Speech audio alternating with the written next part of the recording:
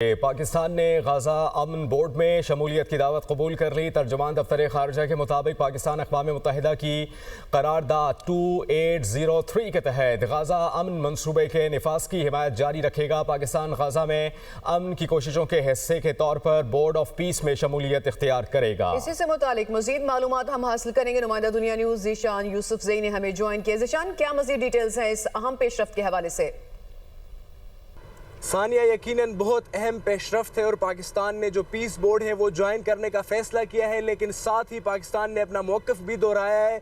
दफ्तर खारजा ने जो प्रेस रिलीज़ जारी की है उसमें बताया गया है कि फ़लस्तीनियों की मदद जारी रहेगी और क़याम अमन के लिए इक़दामात जारी रहेंगे। और साथ इस प्रेस रिलीज़ में नीचे मेंशन किया गया है कि हम उम्मीद करते हैं कि 1967 से पहले जो बॉर्डर्स थे उसके तहत एक आज़ाद फ़लस्तीनी रियासत का क़याम अमल में लाया जाएगा, जिसकी जो दारुल हुकूमत है वो अल-कुद्स अल-शरीफ होगी। पाकिस्तान ने प्रॉपरली अनाउंस किया है कि वो इस बोर्ड का हिस्सा बनेंगे। इससे पहले अगर हम बात करें तो जब इस इवेंट में जाने से पहले पाकिस्तान के वज़ीर ख़ारजा ने इस मुतल्लिक तमाम स्टेक होल्डर्स से बात भी की थी, हमारे ज़राए ने कन्फर्म किया है। और उसके बाद कुछ प्रेस रिलीज़ भी जारी हुई थी जिसमें पाकिस्तान ने मुख्तलिफ स्टेक होल्डर्स, जिसमें सऊदी अरेबिया है, जिसमें मिस्र है, जिसमें इंडोनेशिया है, उनको एतमाद में लिया था। और अब पाकिस्तान ने इस जो पीस बोर्ड है ज्वाइन करने का ऐलान कर दिया है। इसमें दीगर ममालिक ने भी शमूलियत का ऐलान किया है। अभी खबर आ रही है कि तुर्किया ने भी इसको ज्वाइन करने का ऐलान किया है। मजमूई तौर पर एक एफर्ट है जो पाकिस्तान इक़दामात उठा रहा है, लेकिन इसमें ज़रूरी बात यह है कि पाकिस्तान अपने मौक़िफ़ से एक इंच भी पीछे नहीं हटा। और पाकिस्तान ने बताया है कि हम उम्मीद करते हैं कि ये जो बोर्ड बनाया जा रहा है ये क़याम अमन के लिए अपनी जो तमाम तर कोशिशें हैं वो जारी रखेगा और एक आज़ाद रियासत का क़याम, फ़लस्तीनी रियासत का क़याम जो है वो 1967 से पहले जो बॉर्डर्स थे उसके तहत अमल में लाया जाएगा। इस प्रेस रिलीज़ में साथ ये भी बताया गया है कि पाकिस्तान फ़लस्तीनी भाई और बहनें जो है उनकी इमदाद जारी रखेगा और उनकी जो उनके रिलीफ के लिए कोशिशें जारी रखेगा। ताहम पाकिस्तान ने एक डिसीजन ले लिया है और पाकिस्तान से पहले कुछ दीगर ममालिक ने इस बोर्ड को ज्वाइन किया है। कल खबरें आ रही थी कि यूएई ने इसको ज्वाइन किया है। अभी कुछ देर पहले खबर आ रही थी कि मिस्र ने भी इसको ज्वाइन किया है। और तुर्की के जो वज़ारत ख़ारजा है उन्होंने भी जो है एक प्रॉपर प्रेस रिलीज़ जारी की है। मुख्तलिफ ममालिक के जो रहनुमा हैं, मुख्तलिफ ममालिक इस बोर्ड पीस में जो हैं वो आ रहे हैं। मैं अक़वाम मुत्तहिदा की जो करारदाद है 2803, आपकी नज़र में और आपने क्या एनालिस किया कि इस बोर्ड में पाकिस्तान का अमली तौर पर किरदार क्या हो सकता है? अदील, देखिए, जो पाकिस्तान ने बोर्ड ऑफ पीस में शमूलियत की दावत कबूल की है और पहले भी कई ममालिक ने इस पर इतफाक किया है और मजीद ममालिक की जो शमूलियत है इसमें होने जा रही है, तो अक़वाम मुत्तहिदा की जो सिक्योरिटी कौंसिल की करारदादों के इसमें मुताबिक जो गजा के मसले का जो मुस्तकिल हल है वो होने जा रहा है। और इसमें मुस्तकिल फायरबंदी, गजा की तामीर नो, गजा में पायदार अमन का जो हसूल है और उसके बाद फ़लस्तीनियों के हकूक़ का तहफ़्फ़ुज़ है और एक अलग रियासत का क़याम और फ़लस्तीन के मुसलमानों की जो हक़ खुद इरादियत है ये उसको यकीनी बना रहा है। तो इसमें ना सिर्फ खित्ते में एक पायदार अमन जो है वो बहाल होता दिखाई दे रहा है और ये कदम जो उठाया गया है ये अहम इस्लामी ममालिक की जानिब से गजा में जो रुनमा होने वाला जो कत्ल आम है उसको रोकने और फ़लस्तीनियों का जो हकूक़ है उनके तहफ़्फ़ुज़ की जानिब एक अहम पेशरफ्त जो है वो होने जा रही है। और पाकिस्तान की शमूलियत जो है उसमें ये सफारती अहमियत को ज़ाहिर कर रही है। पाकिस्तान की जो सफारती अहमियत है, यानी जब दुनिया एक तकसीम हो चुकी है, ब्लॉक्स में इस वक्त तकसीम है, तो इस कसीरुल जहती जो प्लेटफॉर्म में पाकिस्तान की शमूलियत जो है वो दौरे हाजिर की एक नाम जरूरत बन के सामने आई है। अदील, आप हमारे साथ ही मौजूद रहेगा। डॉक्टर कमर चीमा भी हमें ज्वाइन कर चुके हैं, सीनियर तज्जियाकार हैं। बहुत शुक्रिया डॉक्टर साहब आपके कीमती वक्त के लिए। पाकिस्तान ने गजा अमन बोर्ड में शमूलियत की दावत कबूल कर ली है, आप किस तरह से इस पेशरफ्त को देखते हैं? ठीक है, चीमा साहब से रब्ता करते हैं और उनसे उनका नुक्ता नज़र जानेंगे। अदील, मैं आपसे ये जानना चाहूँगा कि ये जो गजा अमन बोर्ड है इसमें मुस्तकबिल में जो जंगें होनी हैं या फिर जो मामलात हैं उसको रोकने के लिए अमेरिका का किरदार साथ है, पाकिस्तान का किरदार भी मशरिक़ वस्ता में आप देख रहे हैं, तो इस बोर्ड में शमूलियत के बाद पाकिस्तान की जो मशरिक़ वस्ता में जो एक हैसियत है उसमें मज़ीद आप समझते हैं इजाफ़ा हो सकता है शमूलियत के बाद? जी बिल्कुल हो सकता है, ना सिर्फ बल्कि इसमें जो पाकिस्तान की जो अहमियत है वो दुनिया के सामने आई है। और आप ये देखें कि पाकिस्तान अलग अलग पावर सेंटर्स के साथ जो है ना सिर्फ वो एंगेज्ड है बल्कि जो इस मौजूदा सूरत हाल में इस तरह के जो मल्टीलैटरल जो प्लेटफॉर्म्स हैं उनसे दूरी का मतलब जो है कि वो मुल्क सफारती तन्हाई का शिकार है। और जब पाकिस्तान इस मामले में एंगेज हो रहा है तो ये उसकी रेलेवेंस जो है वो जाहिर हो रही है।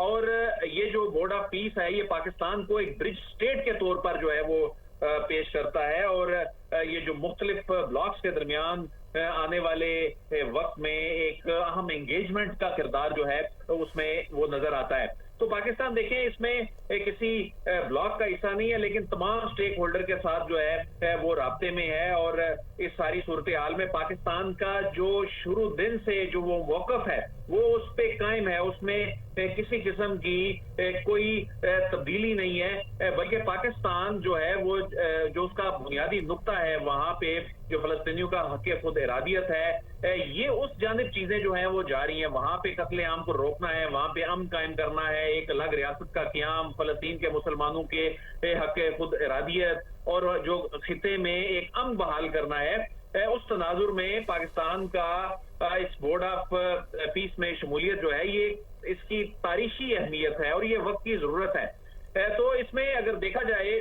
कि पाकिस्तान जो है वो किसी ब्लॉक पॉलिटिक्स का हिस्सा ना होते हुए तमाम बैनुल अक़वामी जो स्टेक होल्डर्स हैं उनके साथ ना सिर्फ एंगेज है बल्कि इसकी जो स्ट्रेटेजिक उसकी खुद मुख्तारी है उसमें इसको जो है वो मदद जो है इसमें मिल रही है। तो पाकिस्तान ने एक गैर जानिबदाराना फॉरेन पॉलिसी के जरिए एक तवाज़न और लचकदार खारजा पॉलिसी को हमेशा से जो है वो मलहूज़े हाथ रखा है। और पाकिस्तान बगैर किसी बैरूनी दबाव के आप देखें कि चीन, हिंदुस्तान, कश्मीर, फलस्तीन इन तमाम इशूज पे अपना कौमी मफाद को देखते हुए जो है वो फैसले करता है और इन मामलात में अपने असूली मौक़िफ़ को हमेशा मद्देनजर रखता है।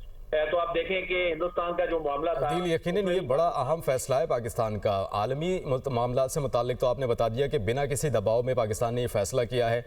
अब ये अंदरूनी मामला से मुताल्लिक बताइएगा कि अंदरूनी तौर पर डोमेस्टिकली पाकिस्तान पर कोई प्रेशर आ सकता है इस फैसले के बाद? देखिए अगरचे इसमें बहुत से जो हल्के हैं उन्होंने इसको एक और रंग देने की कोशिश की लेकिन इसमें पाकिस्तान की जो क्लैरिटी है मसलन इसमें पाकिस्तान बिल्कुल क्लियर है। ये फैसला करने से पहले सोच विचार के बाद मुशावरत के बाद ये बड़ा फैसला किया गया है कि गाजा अमन बोर्ड में पाकिस्तान की जानिब से शमूलियत का ये बाकायदा तौर पर फैसला किया जा चुका है। आग से तबाहशुदा गुल प्लाजा लाशें उगलने लगा है। आज मजीद इंसानी आज़ा और इंतजामिया लाशों की कन्फर्म तादाद बताने में तजब्जुब का शिकार है। डिप्टी कमिश्नर साउथ जावेद नबी खुसो ने कहा कि कुछ देर पहले 20 से 25 लाशों के आसार मिले हैं। बिल्कुल ऐसा ये कितनी लाशें हैं अभी कुछ कहना कबल अज़ वक्त होगा, तजब्जुब है। SSP सिटी के मुताबिक लाशें दुकान के मुख्तलिफ हिस्सों से मिली हैं। पुलिस सर्जन बताते हैं कि लाशों के 20 से ज़ायद आज़ा मिले हैं। हतमी तादाद बताना कबल अज़ वक्त होगा। इस पर मज़ीद बात कर लेते हैं। अब्दुल हसीब खान हमें ज्वाइन करेंगे कराची से। अब्दुल हसीब खान, तजब्जुब है अभी तक एक जो हतमी तादाद है लापता अफराद की या फिर जो अंदर लोग मौजूद हैं बताना जो है वो मुश्किल हो रहा है। क्या वजूहात हैं और रेस्क्यू हुकाम क्या कहते हैं इस मामले पर? देखें जी, दो चीज़ें हैं। पहली तो ये है कि जो लापता शहरी हैं उनके अहल खाना की जानिब से डिप्टी कमिश्नर जनूबी में कायम मिसिंग पर्सन डेस्क पर रिपोर्ट किया जा रहा है और वो तादाद 86 तक पहुंच चुकी है। आज की अपडेट जो है वो ये है कि मजमूई तौर पर 86 अफराद ने अपने प्यारों को जो है वो उनका डेटा का अंदराज यहाँ पर करवाया है। इसके साथ साथ जो रेस्क्यू टीमें अंदर काम कर रही हैं उनकी जानिब से जो है सूरत हाल ये बताई गई है कि जो अंदर से लाशें निकल रही हैं वो इंतहाई मखदूश हालत में हैं, आज़ा हैं या बाकियात उसको कहा जा सकता है, लेकिन वो मुकम्मल लाशें नहीं है और इसी वजह से जो है उनकी तादाद के बारे में भी जो है वो कोई हतमी तौर पर नहीं कहा जा सकता, क्योंकि अब से कुछ देर कबल जब जो है वो मेज़ानिन फ्लोर पर एक क्रॉकरी शॉप से बड़ी तादाद में जो है वो ह्यूमन रिमेन्स जो है वो और आज़ा जो है वहाँ से मिले तो उनको अब अस्पताल मुंतकिल कर दिया गया है। लेकिन अभी तक जो है वो उनकी हतमी तादाद के बारे में भी नहीं बताया जा सकता। हमारी DC जुनूबी से बात हुई थी, उनके मुताबिक 20 से 25 अफराद के वो जो है वो आज़ा या जिस्मानी जो है हिस्से हो सकते हैं, लेकिन हतमी तौर पर जब उनका मुआयना मुकम्मल होगा उसके बाद ही जो है वो क्लियर हो सकेगा। जो अस्पताल ज़रा हैं वो ये बताते हैं कि बड़ी तादाद में जो है वो जो आज़ा हैं वो इस हालत में नहीं है कि जो है वो उनकी फौरी तौर पर बताया जा सके। उनकी जाँच का काम शुरू कर दिया गया है। बड़ी तादाद में उसमें जो है वो हड्डियाँ मौजूद हैं जिनकी जो है वो जाँच की जा रही है, और उसके बाद जो है वो हतमी तौर पर ये तादाद का जो है वो बताया जा सकेगा। अब तक की जो इतलात हैं वो यही है कि रेस्क्यू टीमें तहाल अंदर मौजूद हैं, मजीद सर्चिंग का काम जो है वो किया जा रहा है। आज के दिन के जो है वो डे प्लान यही था कि जो अगबी हिस्सा है वहाँ पर मलबे को हटाकर अंदरूनी हिस्से तक रसाई मुमकिन बनाई जा सके, और वहीं से रेस्क्यू टीमें जो है वो अंदर दाखिल हुई थी। और मेजनेंट फ्लोर पर जिस दुकान से जो है वो इंसानी बाकियात मिले हैं उसके बारे में बताया जा रहा है कि बहुत सारे लोगों ने अपने अहल खाना को जो है जो आखिरी पैगाम भेजे थे वो इसी दुकान से मुताल्लिक थे, और लेकिन जो है वो शदीद गर्मी और पैगाम भी तमाम लोगों के मौसूल हुए। बताना कबल अज़ वक्त होगा कि हतमी तौर पर कितनी तादाद है अंदर जो फंसी हुई है या उनकी लाशें निकालनी है। बहुत शुक्रिया, आप हमें अपडेट कर रहे थे। कराची में गुल प्लाजा सानिया की तहकीकात में अहम पेशरफ्त हुई है। सिंध बिल्डिंग कंट्रोल अथॉरिटी ने रिकॉर्ड जमा करा दिया है। सिंध बिल्डिंग कंट्रोल अथॉरिटी ने कमिश्नर कराची को 7 फाइलें पेश की हैं। 7 फाइलों में से 3 गुल प्लाजा के ज़ेर इल्तवा कोर्ट केसेस की हैं। जमा कराई गई फाइलों में खिलाफ ज़ाब्ता तामीरात की दस्तावेजात भी शामिल हैं। SPCA ने इमारत की मंजूरी के हवाले से फाइनल रिपोर्ट भी जमा करा दी है। सिंध बिल्डिंग कंट्रोल अथॉरिटी ने सानिया के 4 रोज़ बाद मुकम्मल रिकॉर्ड पेश किया। कराची डिवीजन ने गुल प्लाजा की असल फाइलें एडिशनल कमिश्नर के दफ्तर के हवाले की। असल फाइलें plot number 32 PR1 pretty quarters जिला साउथ में जमा कराई गई। फाइल्स में अदालत के केसेस, खिलाफ ज़ाब्ता तामीरात, रिपोर्ट और रेगुलाइजेशन प्लान शामिल है।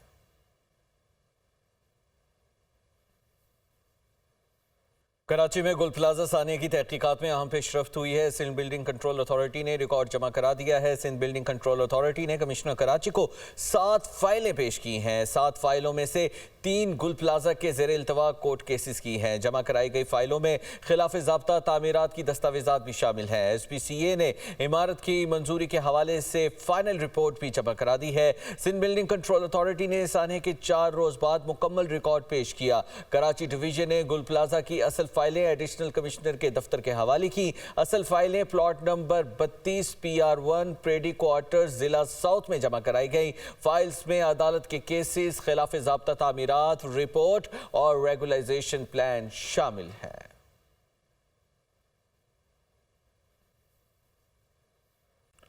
सानिया गुल प्लाजा ने कई घरों के चिराग गुल कर दिए।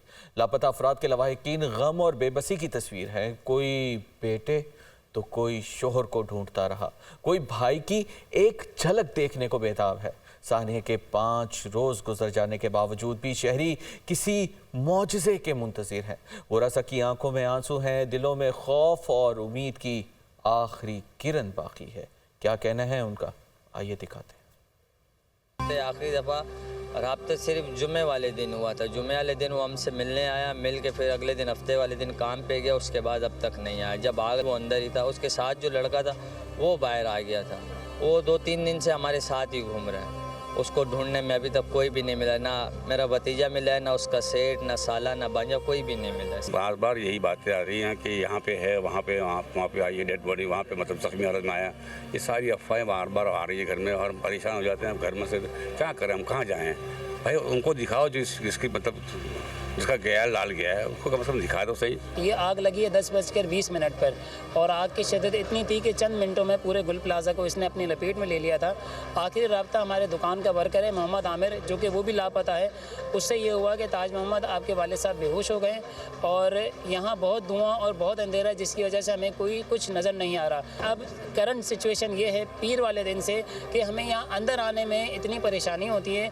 तो मैं गुजारिश यही करूँगा कुछ ऐसे इक़दाम किए जाएँ विक्टिम्स के लिए कि वो यहाँ अंदर DC ऑफिस या गुल प्लाजा कमेटी से आसानी से मुलाकात कर सकें। आग लगी है तो फिर हम लोग जल्दी जल्दी भागे हैं, वहाँ से निकल गए, मगर हमारी सारी ज़िंदगी भर की जमा पूंजी यहाँ लगी हुई थी, वो सब ख़त्म हो गई है। 98 से मेरे हस्बैंड यहाँ पे थे, सारे 30-35 साल उन्होंने अपने इस मार्केट में लगा दिए, और आज वो मार्केट ही ख़त्म हो गई। लाखों का नुकसान हो गया हमारा। पहले दिन से यही बैठे हुए जिस दिन ये वाक़या हुआ है। बात यह है कि माल तो जो जलना था, जो ख़त्म होना था, वो हो चुका। हम तो सिर्फ अपने लवाहिकीन के लिए बैठे हुए यहाँ, मगर जब तक हमें नहीं मिलेगी जब तक तो हम बैठे रहेंगे यहाँ पर। 4 साल पहले उसकी शादी हुई है, किसी चीज़ की परवाह नहीं है, बस सिर्फ हमें अपने बच्चे की झलक। ये एक भांजे की हमारी को बॉडी मिल गई है मोहम्मद फारूक की, और मोहम्मद रफ़ीक जो है वो लापता है ना अभी तक कोई, यानी डीएनए टेस्ट भी हम करवा चुके हैं ये सेवल के अंदर, और दूसरे का अभी तक कोई आग से तबाहशुदा गोल प्लाजा लाशें उगलने लगा है। आज मजीद इंसानी आज़ा मिले हैं। इंतजामिया लाशों को कन्फर्म तादाद बताने में कुछ तसब्जुब का शिकार भी नजर आ रही है। डिप्टी कमिश्नर साउथ जावेद नबी खोसू ने कहा है कि कुछ देर पहले 20 से 25 लाशों के आज़ा मिले हैं। ये कितनी लाशें हैं अभी कुछ कहना कबलस वक्त होगा। पुलिस सर्जन का कहना है कि लाशों के 20 से ज़ायद आज़ा मिले हैं, हतमी तादाद बताना कबलस वक्त है। इसी हवाले से मजीद क्या तफसीलात है बताने के लिए हमारे साथ सालिक शाह मौजूद हैं, उनसे ताज़ा तरीन आदाद शुमार जान लेते हैं। सालिक शाह, हम देख रहे हैं कि पहले रोज़ से ही तज़ब्ज़ुब का शिकार नज़र आ रही है इंतज़ामिया। वज़ीर आला कुछ और तादाद बता रहे थे, डिप्टी कमिश्नर कुछ और तादाद बता रहे थे। आज हम जब देख रहे हैं, आज भी मुख्तलिफ डिपार्टमेंट्स में हमें तज़ब्ज़ुब का शिकार नज़र आते हैं लोग, और तादाद कन्फर्म नहीं हो पा रही। वजूहात क्या है अब तक?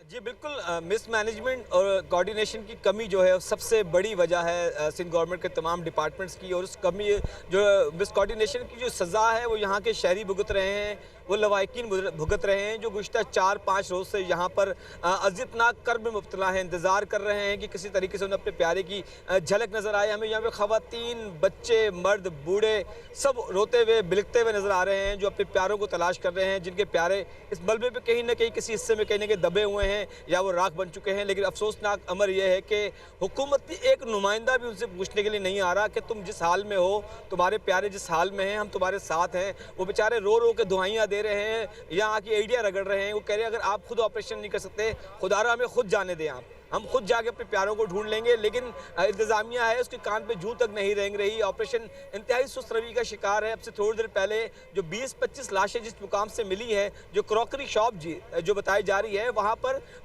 पर जो यहाँ के दुकानदार थे, उसका जो मालिक था, उसका बेटा खुद ज़बरदस्ती यहाँ के रेस्क्यू एहलकारों को ज़बरदस्ती अपने साथ लेकर गया, उस मुकाम तक लेकर गया। उससे कहा कि यह हमारी दुकान है, आप मेरे साथ चलो। वो अपने 3 लोगों को साथ लेके गया, जिसमें से 2 की हालत बिगड़ी, उनको अस्पताल मुंतकिल किया गया। लेकिन वहाँ पहुँचते, उस मुकाम पर पहुँचने के बाद ये मालूम हुआ कि वहाँ पर 20 से 25 अफराद की लाशों की बाकियात मिली हैं, जो मुख्तलिफ हिस्सों में वहाँ पर रखी हुई थी। अब वो लाशों के नमूने यहाँ से मुंतकिल किए गए हैं, बाकियात यहाँ से मुंतकिल की गई हैं, जिसमें 2 सगे भाई थे, एक कज़न था, 3 घर के मुलाजमीन थे। और उसके साथ ये बताया जा रहा है कि जब ये आग लगी थी तो वो बहुत बड़ा शॉप थी, क्रॉकरी की शोरूम था, तो वहाँ पर बहुत सारे लोगों ने वहाँ पर पनाह हासिल कर ली थी। और जो वहाँ पर जो मुख्तलिफ हिस्सों में जो ढेर की सूरत में वहाँ से जो लाशों को बकिया आज़ा और लाशें जो वहाँ से जो मिली हैं, वो करीबन 20 से 25 अफराद के वो लोग हैं जो जान बचाने के लिए उस दुकान में तो आए, लेकिन वहाँ से जिंदा नहीं मिला, मलबे की सूरत में, राख की सूरत में वहाँ से मिल रहे हैं। इसी तकलीफ में वहाँ के उनको जो बच्चा था, जो बच्चा मुझे उसका मिला, उनका एक कहना था कि वो पहले दिल से रोता रहा है। वो कहता रहा